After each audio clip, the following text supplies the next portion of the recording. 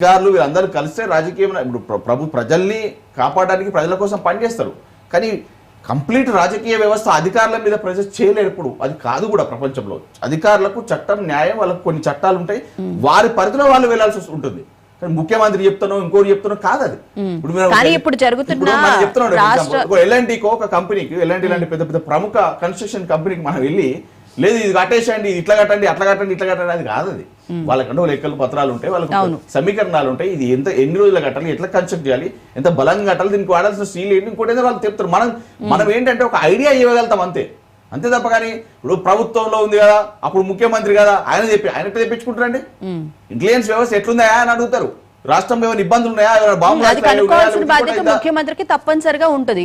ప్రతి ముఖ్యమంత్రికి ఉంటుంది, రాష్ట్రపతికి ఉంటుంది, ముఖ్యమంత్రి, ప్రధానమంత్రి కూడా ఇబ్బందులు ఉండే వాతావరణం ఉంటాయి. దేశం బాగుందా లేదా, దేశానికి ఏమైనా ఇబ్బంది వాతావరణం ఉన్నాయా, ఎవరైనా అటాక్ చేయబోతున్నారా, తెలుసుకోవాల్సిన రెస్పాన్సిబిలిటీ ప్రభుత్వం మీద ఉంటుంది, వ్యక్తి మీద కాదు.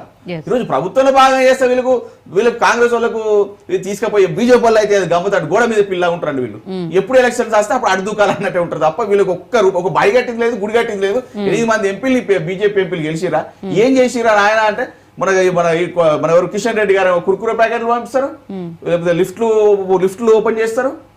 ఆయన ఎవరు ఎంపీ రఘునందన్ రావు గారు అంటే మీకున్న కేంద్ర మంత్రులు, మీరు ఎంపీలు ఎన్ని నిధులు తీసుకురావాలి, ఏం మాటలు చెప్పకుండా కేవలం పొద్దులు అయితే బీఆర్ఎస్ పార్టీ మీద ఏడవాలి. వీళ్ళ జీవితాలకు ఇప్పటి వరకు కాంగ్రెస్ కు బీజేపీ కంటే ఛాలెంజ్ చేస్తా ఉన్నా.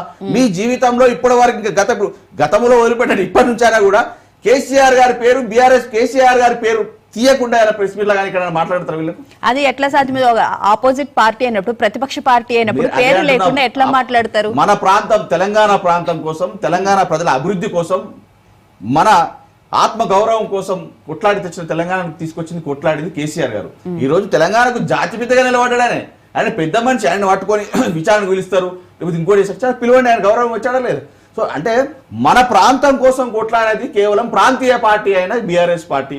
ఈ దొంగ పార్టీలు వాళ్ళిద్దరు కలిసి ప్రాంతీయ పార్టీలన్నీ అణిచివేసే దిశగా పనిచేసే ప్రయత్నం చేస్తా ఉన్నారు. మీరు పక్కపొంటే చూస్తా ఉన్నాం, ఆంధ్రప్రదేశ్ లో ఇవాళ ఇదే మోడీ గారికి, బీజేపీకి, చంద్రబాబు నాయుడు గారి సపోర్ట్ లేకపోతే నడిచే పరిస్థితి దిక్కే లేదు. అంటే ఖచ్చితంగా ప్రాంతీయ పార్టీలను ఎంకరేజ్ చేయాల్సిన అవసరం ఉంది. మన ప్రాంతం బాగుండాలి, మన నిధులు బాగుండాలి, మన నీళ్లు బాగుండాలి, మన నిరుద్యోగులు, మన ఉద్యోగాలు రావాలి, మన ప్రతిదీ కూడా మనం ఆత్మగౌరవంగా బతకాలంటే ఖచ్చితంగా ఆ ప్రాంతం వారికి ఆ కష్టం తెలిసి ఉంటుంది.